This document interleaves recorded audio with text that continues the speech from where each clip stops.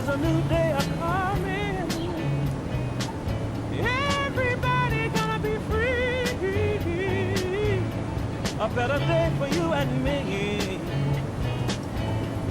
Everybody gonna be free. Everybody gonna be free, yeah.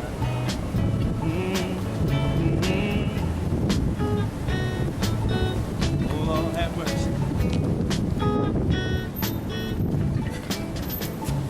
There'll be no... Okay, tell me what you do today, bro. I went in there and just get the complaint filed with the U.S. Attorney's Office. The color of law complaint and amended complaint ran into some issues today. They wanted me to talk to this lady named the victim witness specialist, and she refused to sign, refused to stamp the paperwork, basically saying I didn't know procedures, and basically she don't want to know procedures. And the color of law complaint is filed with the U.S. Attorney and the FBI. I got frustrated with her. I told her, listen, I ain't gonna argue. I'm sitting here for this long period of time, arguing back and forth with you about you not even knowing the law procedures. I ain't got time for this. I'll file the next level and take it to the next level, and I'll file the paperwork for her to sign a new document. And what was her name? Her name was Denise Daniels. She is the victim witness specialist. Local, state, or federal government? Federal government, United States government. So you're trying to say that she don't know what you really talk about, Bobby? Really? Not really, because all the other two color law complaints that I filed, I brought them right here and they timestamped them, no problem. So now today I'm talking to a different person. She's saying that's not normal procedures. She's not understanding the color law complaint evidently.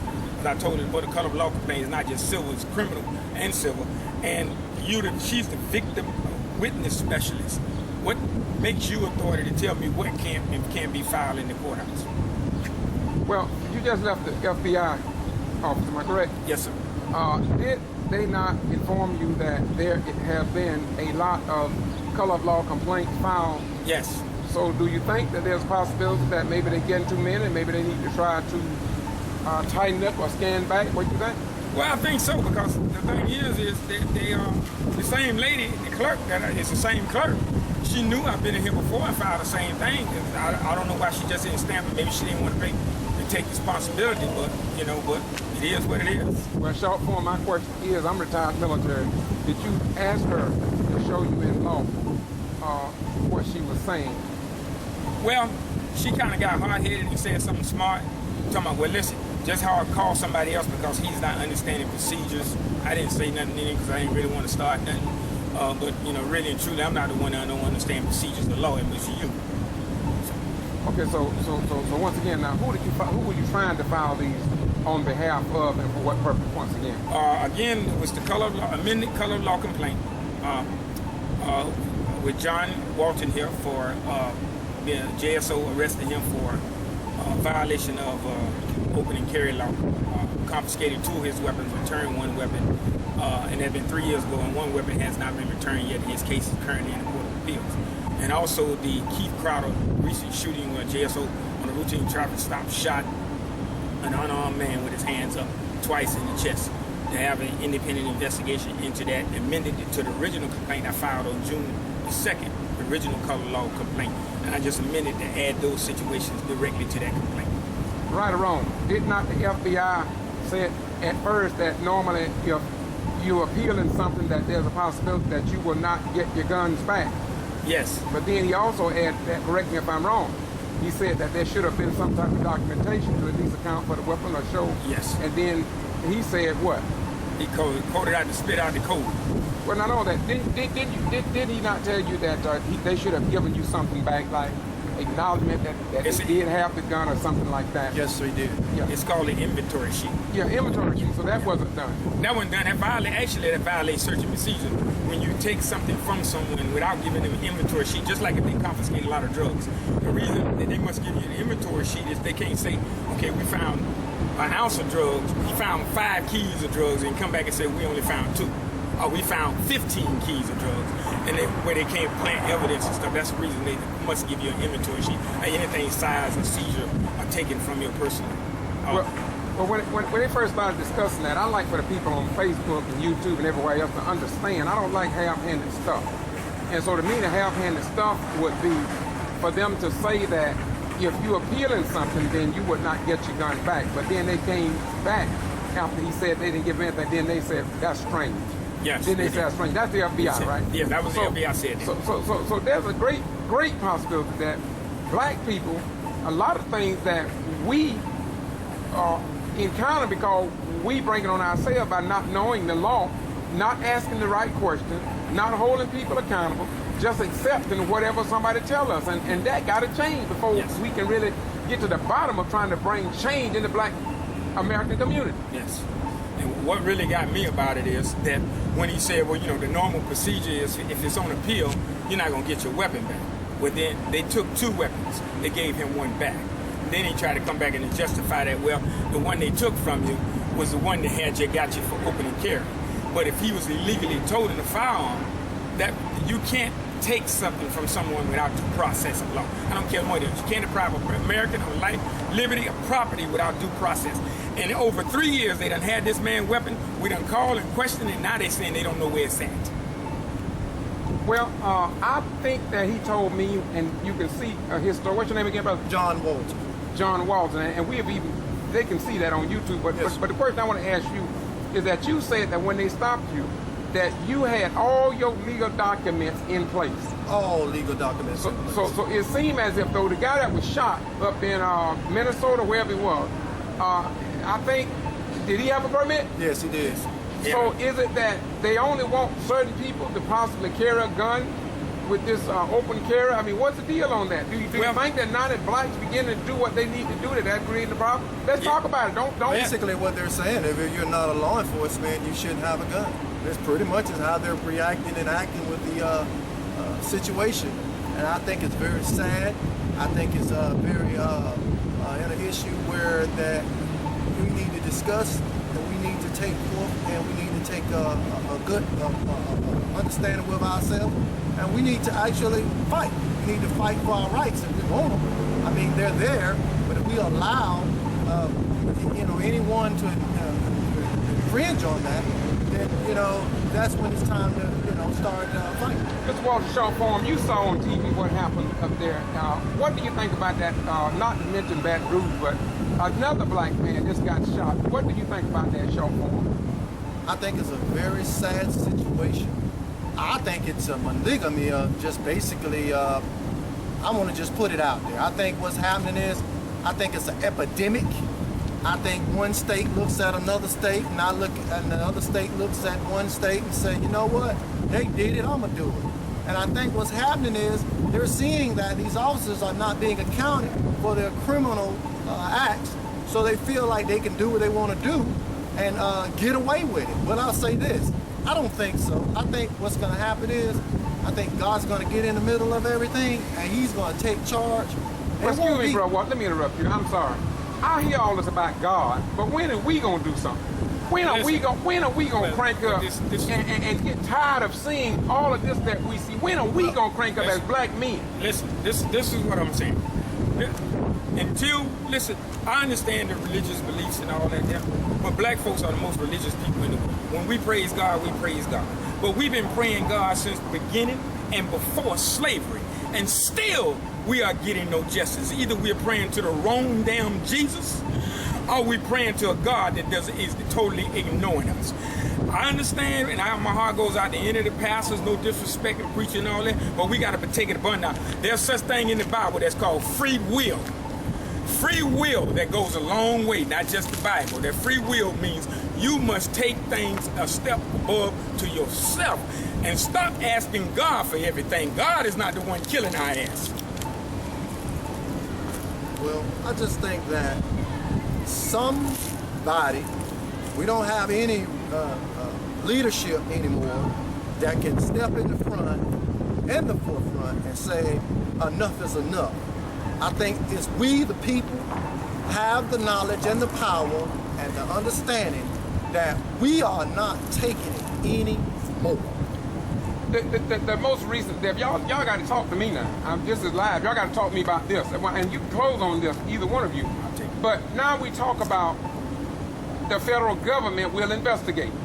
I'm here to tell you that the federal government hasn't done a damn thing for the voting irregularity in the state of Georgia, with 16, 18 black mayors that they're trying to remove from office, lying on them, the news media lying on them, and nobody in the state of Georgia or in the federal level will step up to the plate. The news media won't even report it. So my question to you all is, why in the hell do we keep turning to the Justice Department when the Justice Department ain't doing a damn thing? And it's time for us to start saying it as it is. I'm under criminal trespass, been under for 3 years after Kendrick Johnson was found dead in the Lowndes County Jail, and not one government agent, local, state, or federal, have come in and tried to remove me, try to remove me from this illegal, unjustified criminal trespass. Eric Holden knows about it. Loretta Lynch ought to know about it. They all know about it, but won't nobody say a damn thing, because it seems like these people are in cahoots together against us as a people. And yes, I'm behind the camera, but I'm getting sick and tired of seeing what I'm seeing. And Jesus said, "Ye shall know the truth, and the truth shall set and make you free." I'm sorry, y'all, go ahead. Just like you said, brother, I'm with you 100%. The federal government, both local and state, are not doing what they can to do. I myself know, because of being involved in the legal system, I know that the federal government can do more. The federal government has authority to come in and put any local, state agency under federal review, meaning they put them under the authority of the FBI, put these local law enforcement under the authority of the FBI, and the president has that authority to do that. Now step up to the plate, black president, step up to the plate and do your job. They're killing us out here. Are you just gonna go home and move in your home in Hawaii and just forget about us and let us know, be advised, somewhere down the line, one of your children down the line of your ancestors may be next assassinated by the police? My opinion is that every law enforcement agency, both federal, state, and local, should at least have a bachelor's degree, a 2 years bachelor's degree, because I've learned education is the key. Education makes you handle any situation more better, even if you're a racist pig, even if you support white supremacy. It makes you handle every situation better, more productive, and more professional. But when you take these law enforcement agencies, officers that just turned 21, came out the academy, off the streets, and got someone holding some kind of bias toward a person of their color or their skin, and put them in a law enforcement uniform, they get that mentality that they're above and better than anything, where I can just kill them and I'm gonna get a paid vacation. Let me close out by saying this, my beautiful brother, along the same line that you're at. The Secretary of State, Brian P. Kemp, Sam Olin, the Georgia Attorney General, had just released a document at a meeting in Savannah. It was forwarded to me because I wasn't at that particular meeting. But the same charges and things that they brought up on equipment 10+2 about illegally handling absentee ballot is all spelled out in there. And what's spelled out in there is that they didn't violate the law, because people can assist people in their ballot processing of their absentee ballots, et cetera, et cetera, et cetera. And I'm gonna be posting that within the next few hours, because I want people to know, look, this is live. I'm asking y'all to go to Boston, G.B.R, and look at that document that come from the leaders in the state of Georgia and what they have done. And it's steady going on, because now they after Commissioner Olivia Coley Pearson in Douglas, Georgia, and they keep removing these mayors. And the news media, Atlanta Journal-Constitution, CNN, MSNBC, 60 Minutes, 48-hour Dateline, and Your Line will not even connect the dots with all of these black mayors. And I'm going to continue to say it, because somebody in America got to stand up and let the truth be known and start playing these silly-ass games with us while we serving foreign battlefields and dying for this country, but our country will not even report our news. It's a damn disgrace, and the truth must be told. Power to the people. Like power. Right on. Peace. Once again, this is the Getto Free Press, and again, I'm in Jacksonville. I'm getting ready to head back to Valdosta, Georgia, to get ready for an interview with Reverend Floyd Rose about the deaths that has taken place across the nation, not just here in Jacksonville. So, Bobby Worthy, explain to me again, what have you done today? I know you left Georgia early this morning, but tell us what you've done today and what do you hope to accomplish? Well, today I filed several amendments of color law complaint from the 2 original shootings in jails, Jacksonville, one murder and one boy was recently shot. I amended the original complaint that was filed in June 2nd of this year, which it actually got the FBI to initiate an investigation against JSO and Angel Corey's office. And also I filed today for Antonio Whetstone, right? Next around, make sure I'm pronouncing it right. Whetstone, who was shot by, in 2005, who was shot by a Hamilton County deputy in Jenkins, Florida, Bobby Boatwright. Shot him 12 times. Today I filed what they call a color of law complaint. The family has been seeking justice since then. Recently this officer found out he is working another job.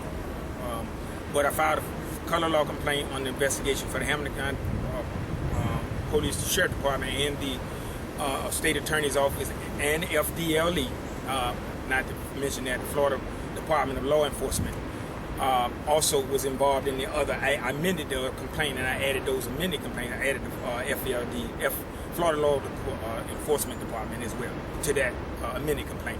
But the reason I added the Florida Law Department Law, the reason I added them was because they are the initial investigations of all these police killings and murders, just going on murders and shooting them on black men by law enforcement, mainly targeting African American neighborhoods, African American.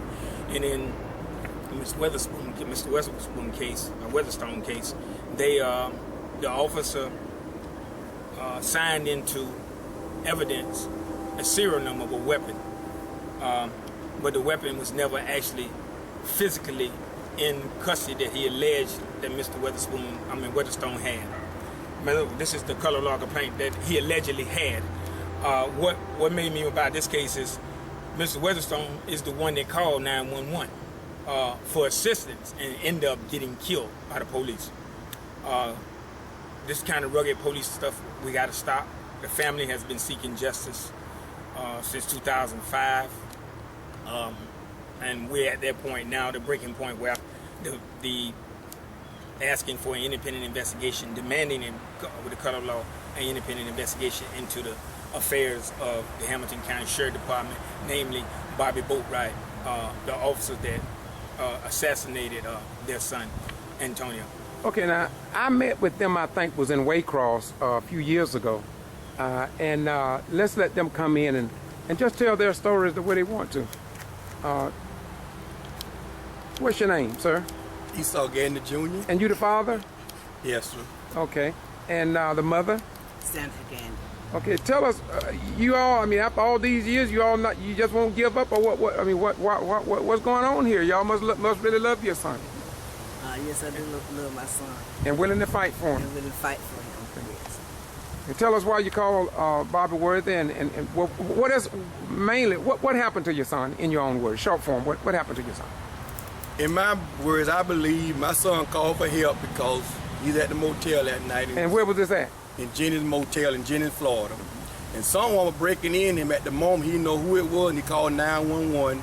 And couldn't find out the person that break in was his allegedly girlfriend, the one he had a child by. But when she got there and broke in the room, he had another female with him.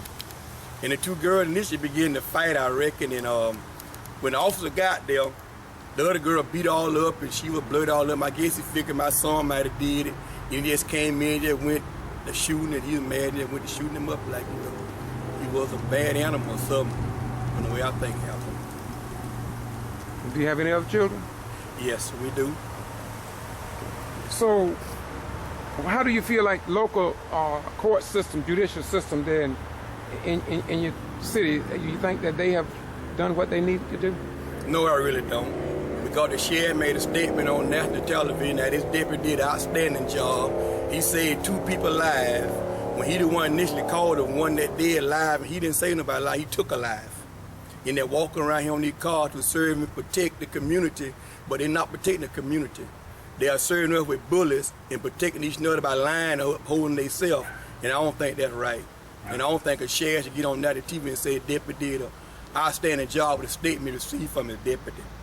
Because ain't no way you can be in a small bathroom in a motel and somebody shoot at you with a bullet, you that close, you gonna draw your head back before the bullet hit you. Ain't no way it can happen. I don't see no way that could even not be nowhere near true. So is it? Do you all have two government, city and county, or just county government? We got the county sheriff. Y'all don't have a city police. We got a city police. So how did the county? I mean, who handled the case? The city or the county? The county. The county, and you saying that they didn't do a good job? They didn't do a good job. My son got killed at 3 o'clock in the morning, I believe, and it was about 1:30, 2 o'clock. I knew for the body to come out the room because I believe they in there trying to stage the scene of accident where it can make like it was his fault. But it wasn't really none of his fault. So once again, give me that time when it happened, and then what happened, and how long it was in there? 3 o'clock in the morning till about maybe 1:30, 2 o'clock I knew before the body came out of the motel. Okay, did they let you ID the body? No, sir, they didn't. We tried to get up. They wouldn't let nobody go near the room but them. FDLE and the officer was in there. FDLE was in there doing what they had to do. So at what point did you finally get to see your son's body? When he was down yonder to the mortician in Valdosta, Georgia, Heritage Funeral Home. What do you feel about law enforcement not allowing you to see your body? Because the same thing happened in KJ's case. They wouldn't let Jacqueline and Kenneth ID their son's body, who was found dead at the Lowndes County High School. And I heard somebody say at least they should have some type of courtesy to at least show that. But you think that maybe because you're black, we don't want to play the race card as they call it, but after all, we came over here on a race card. I think it's because they're trying to cover their tracks up. They're trying to make sure, because we went in there, they wouldn't have seen nothing, evident that they say my son did. I think they're trying to cover their stage up. Okay, did the G.B.R. come in and investigate? They are. Go ahead. Florida law enforcement. That's what I mean, the equivalent they are in Florida. The FDLE came in. Okay. They came in. Okay, and did they give you any service? No, they didn't. Nothing. No. What about the civil rights organization? Were they present down there during this case? No, sir. We live in a small community, and they try to keep everything swept on the rug. The least you know, the better off you'll be around there, but doing the way they see it. What about the press? Y'all excuse me, but what about the press, the newspapers and television? How did they cover this story? Well, it was one article wrote up in the newspaper in Jasper, Florida, and when the sheriff found out what they wrote up, he immediately went to the newspaper officer and asked them, who told you to write this up in the paper like this? And I think he closed them down, from printing anything else about the case at that time. So there's a great possibility that it just may be like some other places in that we don't really have a free press. Yeah, you're right. To press the paper, right. the facts on paper. Call them who you is. Yeah, absolutely. Okay, let's get ready to close that. Bobby, you have any other thing you want to say? Yes, I wanted to say is, because I just gave, y'all don't mind, I gave George a copy of the evidence as well, so he can view it. If you look at the tape, you'll see that in the close percentage that this hotel was, you'll see that this was a killing from the heart. This was a retaliation. In my opinion, it was a retaliation because he was with a white girl. That's my opinion, because when you look at the body, it seems like the officer stepped over the body and didn't shoot him. Shot him in the hand, in the arm, all over his body 12 times. And you have to intentionally really shoot somebody in the hand. You have to really, really go down there and shoot him in the hand. So this was to me, no more than a contract retaliation, racist bias, killing from an officer. Did not we hear that earlier this morning from a judge in Valdosta who said that these young black boys are going with these white girls and it's creating some problems and they ended up in juvenile? Did you hear that this morning? Yes, and from a judge that handled juvenile. Isn't that something? Ain't that something? Really. The bootlickers, Uncle Tom's, Chicken George, I didn't say that. Why you mess up my film like that? Come on, why do you use that term, Bobby? Wait, that's what we call them. We call them, that's what we call sellouts of their own color. We call them bootlickers, Uncle Tom, Chicken George, cowards, Thomasinas, Uncle Tom's, as one of our greatest revolutionaries that people don't know about is DeMar Vesey. And we studied DeMar Vesey when we went to Charleston 9, the Manual 9 when they got killed, the Walter Scott case, that found out that DeMar Vesey, of that Emmanuel 9 got killed, and was the co-founder of that church, Emmanuel 9. And DeMar Vesey plan was to kill all slave masters. His plan was to kill all slave masters. And because of the bootlickers, the Uncle Toms, the Chicken Joys, the cowards, the snitches behind the bone, snitched on him and 35 others that were hung that day and thrown in the Bay Area for shock beat. That's what we live in today. We have the Uncle Toms the same color we is, and we have them even not the same, opposite color. We got the red, the brown, the blue, all colors now, Uncle Tom. But our people need to get it together. First of all, we need to stop the black on black crime. That's one of our biggest issues. I hate to see it all the time. Young guys just not thinking, and they lose their whole life at one decision that they make. We got to stop the killing. As you can see, the police ain't stopping. They just had two murders in the last 24 hours.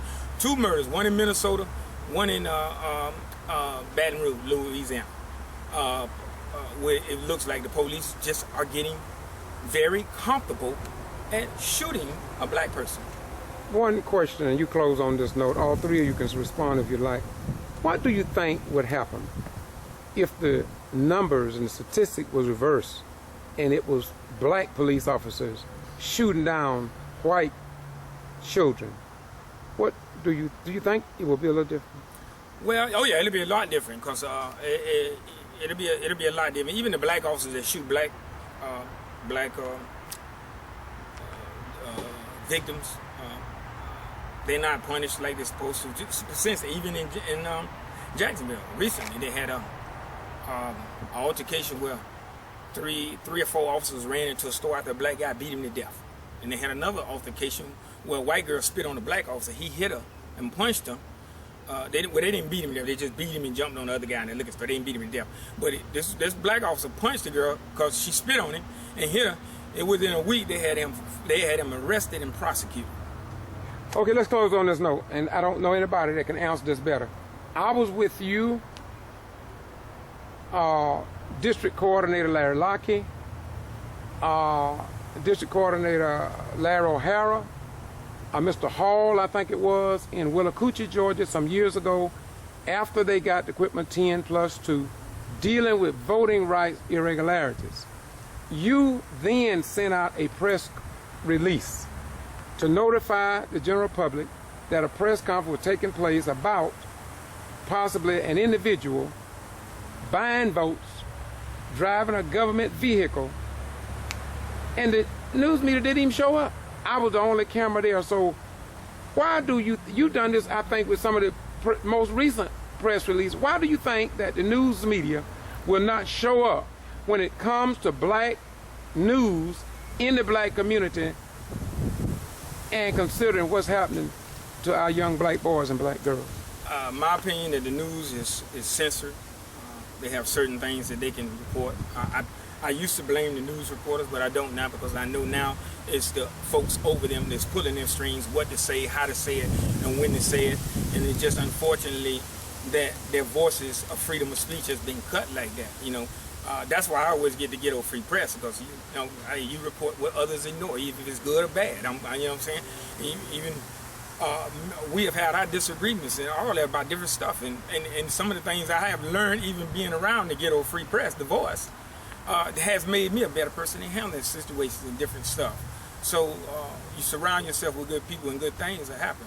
But like I said, the news media just don't want to report what involves us, and even when it involves us, they only want to report the negative, what's the positive. Like every time a black man get killed, they always got to bring up his past. What does his past have to do with what just happened? You know what I'm saying? I mean, what he did 30 years ago and him getting shot and killed by the police today ain't got nothing to do with that. But you bring up all his bad things, what he did. He was a known this. And that in Jacksonville, in the Keith Crowder situation, they got Keith Crowder. He was a certified, this is what the news people said, he was a certified gang member. Really? First of all, I want to know where did he get a certification from? And if he got a certification, who signed the certificate? A certified gang member. I have never heard that in my life till I heard it from the Jacksonville news team.